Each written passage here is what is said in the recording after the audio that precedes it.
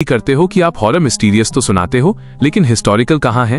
एक किताब है जो कि मुझे बहुत ज्यादा पसंद है बचपन से लेकर अब तक, और शायद से उसकी जो कहानियां हैं वो हम और आप भी शायद से बचपन से लेकर अब तक सुन रहे हो।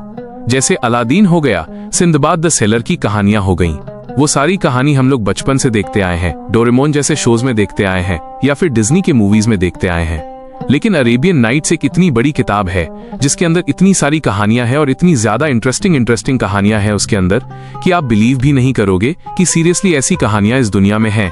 और वो आज से नहीं है, वो सदियों से वो वाली कहानियां हैं। हमको ऐसा लगता है कि अलादीन की जो मूवी है वो अभी आई है तो वो अभी बना था। ऐसा नहीं है, पुरानी ये सारी कहानियां हैं और उनमें से ही कुछ ऐसी चुनिंदा कहानियां हैं जो आज मैं आपको बताना चाहता हूं। लेकिन अब ये वीडियो शुरू करने से पहले ऐसे ही और horror, mysterious and historical videos देखने के लिए सब्सक्राइब कर दीजिए इस चैनल को। अब ये कहानी शुरू होती है अली बाबा एंड 40 थीव्स, यानी अली बाबा और 40 चोर। अली बाबा और कासिम ये दोनों भाई थे एंड दोनों एक मर्चेंट के बेटे थे। मर्चेंट यानी एक व्यापारी के। जब उनके पिता का देहांत हुआ तो जितनी भी दौलत थी वो दोनों भाइयों में बराबर से नहीं बटी। सिर्फ और सिर्फ बड़े भाई को उसका पूरा हिस्सा मिला। अली बाबा को कुछ भी नहीं मिला। जो कासिम था वो बहुत ही ज्यादा अमीर हो गया था उसके बाप के देहांत के बाद, क्योंकि सारी दौलत उसके नाम थी। अली बाबा वहीं पे एकदम साधारण सी जिंदगी जी रहा था। जो कासिम था उसने एक बहुत ज्यादा अमीर लड़की से शादी भी कर ली थी, और वहीं पे जो अली बाबा था वो एक साधारण जिंदगी में एक साधारण सी औरत से उसने शादी करी थी। और ऐसा नहीं था कि अली बाबा को किसी चीज का दुख था, वो एकदम खुश था। कासिम अपनी जिंदगी में खुश था, अली बाबा अपनी जिंदगी में खुश था।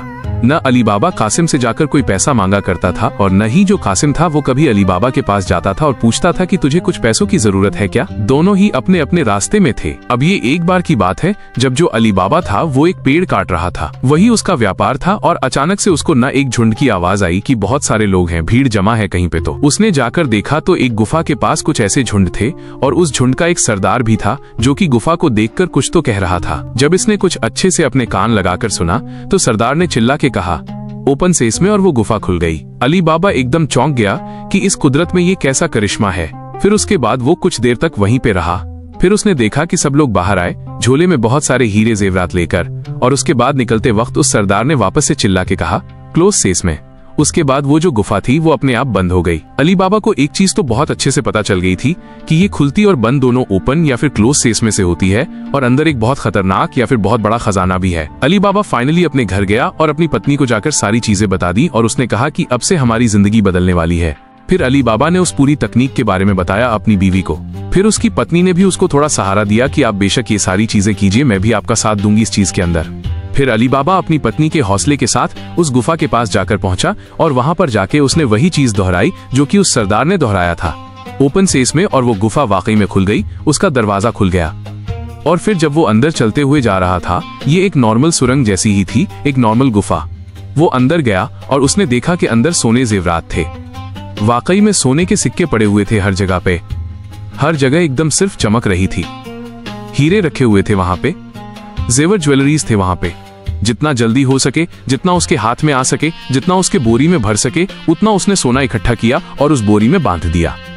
उसके बाद वो उस गुफा से बाहर निकला और निकलने के बाद उसने वापस से चिल्लाया, क्लोज सेस में, और उस वक्त भी वो बात सही निकली। उस गुफा का दरवाजा अपने आप बंद हो गया। वो घर गया एंड उसने ये सारी चीजें अपनी पत्नी को बताई कि वाकई में वहां पर ये खजाना था, हमारी जिंदगी बदलने वाली है। लेकिन तुम न कहीं से तराजू का इंतजाम अगर कर सकते हो तो हम देख सकते हैं इसको अच्छे से, हम इसे तौल सकते हैं। फिर वो कासिम के पास गई, अली बाबा की बीवी, और जाके कासिम की पत्नी को पूछा कि क्या मुझे एक तराजू मिल सकता है? आप लोगों के पास है ना? मुझे प्लीज दे दीजिए, मैं तुरंत लाके दे दूंगी आप लोगों को। कासिम की बीवी को बहुत ज्यादा शक होने लग गया कि इन गरीबों के पास तराजू का क्या काम है, और उसके बाद ना जो कासिम है उसने ये सारी बातें सुन ली। फिर न कासिम ने एक आइडिया लगाया। उसने कहा कि इस तराजू के ऊपर न मैं गोंद लगा देता हूँ। अली बाबा की पत्नी उस तराजू को लेकर गई अपने घर पे और तुरंत कुछ आधे घंटे के अंदर उस तराजू को वापस लाकर कासिम के घर पर भी दे दी। जब कासिम ने उसको देखा अच्छे से तो एकदम कोने में जहाँ पे उसने ग्लू लगाया था वहाँ पे छोटा सा एक सोने का सिक्का मिला उसे। अब कासिम ने तय कर लिया था कि वो कैसे भी करके अली बाबा के इस राज का पर्दाफाश कर देगा। उसने अली बाबा का पीछा किया और देखा कि कैसे वो ओपन सेस में बोलकर गुफा के अंदर गया और भर भर के सोना लेकर वापस आया। उसके सामने फिर दरवाजा बंद भी हुआ लेकिन उसने गुफा बंद करने के लिए क्या कहा वो कासिम ने सुन ही नहीं पाया और अली बाबा के वहां से जाते ही वो भी ओपन सेस में बोलकर अंदर चला गया। उसने सोने के जेवर तो ले लिए थे लेकिन वो गुफा बंद नहीं कर पाया। उसने सोचा कि चलो कोई बात नहीं, कुछ देर में अली आएगा तो उसे धमकाकर बंद करवा ही दूंगा। कुछ देर बाद कासिम को कदमों की आवाज तो आई, लेकिन वो अली बाबा के नहीं थे बल्कि थे तो 40 चोरों के। जब उन्हें पता चला कि उनके अलावा भी यहाँ कोई आया है तो उन्होंने सजा के तौर पर कासिम को मार दिया और उसके टुकड़े टुकड़े करके गुफा के बाहर लगा दिया ताकि ये सबके लिए एक सबक बन जाए। फिर ये बात का पता जब अली बाबा को लगा तब उसे बहुत ही ज्यादा दुख हुआ। अली बाबा फौरन उस गुफा के पास गया और अपने भाई की जो बॉडी थी उसको नीचे उतारी और उसको फौरन अपने घर पर लेके आया। तो उस समय ना अली बाबा ने एक नई तरकीब आजमाने का सोचा। कासिम की एक नौकरानी थी बहुत ज्यादा वफादार जिसका नाम था मॉर्गियाना। उसने उसको बुलाया और उसको बताया कि कासिम की इस तरीके से मौत हो गई है, लेकिन इसके टुकड़े टुकड़े करके इसकी मौत करी गई है। तो मैं नहीं चाहता कि लोगों को कुछ भी पता चले, तो हमको इसकी पूरी बॉडी को सिलना होगा अच्छे से ताकि ये एक नॉर्मल बॉडी के जैसे दिखने लगे। तो मॉर्गियाना जल्दी से भागते हुए बाजार में गई और उसने जाके वहां से एक बहुत मशहूर टेलर बाबा मुस्तफा को बुलाया। बाबा मुस्तफा आए और उन्होंने आके इस पूरी बॉडी को अच्छे से सिल दिया और वो एक नॉर्मल बॉडी जैसे दिखने लग गई। लेकिन जैसे ही वो जो 40 चोर थे जब उस गुफा के पास जाकर पहुंचे, उन्होंने देखा कि यहाँ पर कासिम की बॉडी नहीं है। मतलब कोई न कोई तो आया रहेगा इस चीज को नीचे उतारने के लिए और वही इंसान वो होगा जिसको पता होगा कि इस गुफा के अंदर कैसे जाते हैं। वो ही असली कल्प्रिट है। और उस सरदार ने ये भी कहा कि ये जो भी इंसान है वो किसी भी हालत में मारा जाना चाहिए। कई दिनों तक उन्होंने अली बाबा को हर जगह पर ढूंढने की कोशिश करी, लेकिन हर बार कासिम की जो नौकरानी थी मॉर्गियाना उसको हमेशा कहीं न कहीं से बचा लेती थी।